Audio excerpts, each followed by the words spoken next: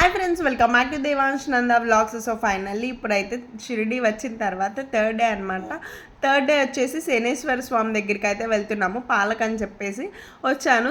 సనాతన ట్రస్ట్ దగ్గరికి అయితే చాలా బాగుంటుంది. టీ కాఫీలు అని చెప్తాను కదా, ఇంకా మేమున్నన్ని రోజులు అక్కడికే అయితే వచ్చాము. ఇంకా ఫైనల్లీ అందరం అయితే బస్ ఎక్కేసాము. బస్ ఎక్కేసిన తర్వాత చూడండి మా అల్లుళ్ళు నా కొడుకు ఎలా డాన్స్ వేసి గోల గోల చేస్తున్నారో చూడండి.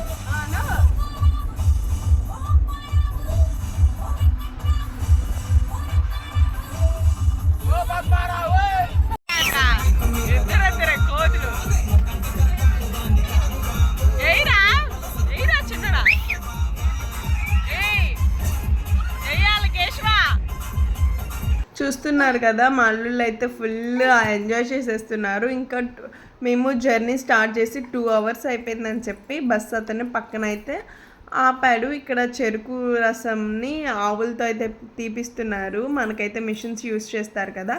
ఇంకా పక్కనే ఉయ్యాళ్ళు ఉన్నాయని చెప్పి అలా ఉయ్యాల అయితే ఊగుతున్నాము. చూస్తూ ఉండండి. ఇంకా చక్కగా అలా ఉయ్యాలు మా పెద్దోడిని ఊగుదాం రా అంటే మా పెద్దోడు రాలేదని మా చిన్నోడిని అయితే కూర్చోబెట్టుకుని ఊగుతున్నాను. ఇంకా చాలా ఉయ్యాలు ఉన్నాయి, పక్కన అందరూ ఊగుతున్నారు. చూడండి, చాలా బాగుంటుంది, చాలా బాగా అనిపించింది. సో ఇంకా వెనకమలు ఊపేవాళ్ళేరు, మధ్యలోనేమో బాబు ఉన్నాడు కదా. ఇంకా ఫైనల్లీ నేను మా అల్లుడు అయితే గట్టిగా ఊగేసాము.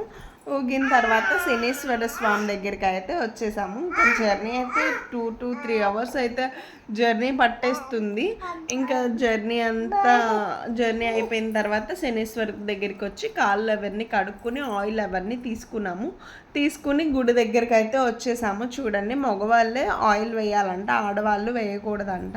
సో అందుకని మా హస్బెండ్ వాళ్ళైతే తీసుకుని ఇంకా బయలుదేరి లోపలికి వచ్చేస్తున్నాం. చూడండి ఎలా ఉంటుంది ఏంటి అనేది, చాలా పెద్దగా ఉంది.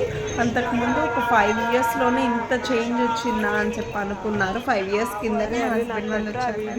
ఇలా లేదంట అసలు. అండి ఓన్లీ శనేశ్వరుడిని ఫోటో ఉంది అలా ఉంది కదా, నేను ఫోటో తీసాను, అలానే ఉండేదంట.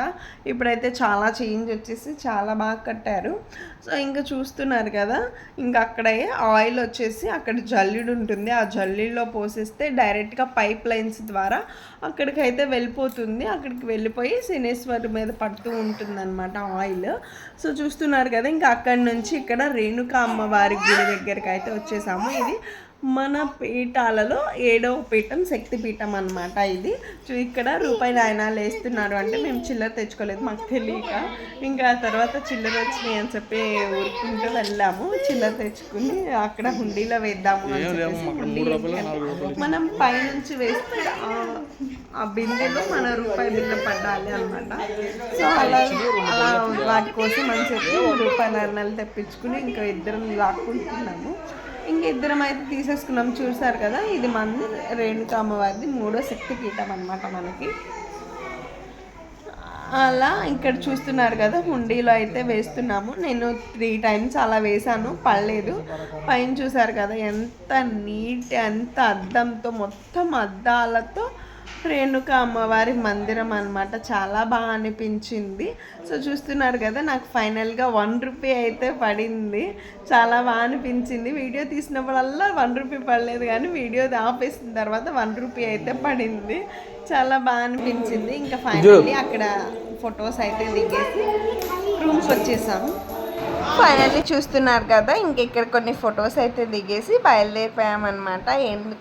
ఇక్కడ నుంచి ఇంకొక గుడికి వెళ్ళాం, కానీ అక్కడైతే వీడియో తీయడం అవ్వలేదు. ఎందుకంటే చిన్న బాబు కొద్దిగా అయితే ఏడుస్తూనే ఉన్నాడు. సో ఇంకా రూమ్కి వచ్చేసి ఇంకా సాయంత్రం 4 అయింది. 4 అయిన తర్వాత ఇంకా మళ్ళీ స్నానం చేసేసి బాబాని దర్శించుకోవడానికి అని చెప్పేసి వెళ్ళాము. ఇంకా బాబాని దర్శించుకుని కొద్దిగా షాపింగ్ అయితే చూసుకుని వచ్చేసాం. సో మా ఛానల్ మీకు నచ్చినట్లు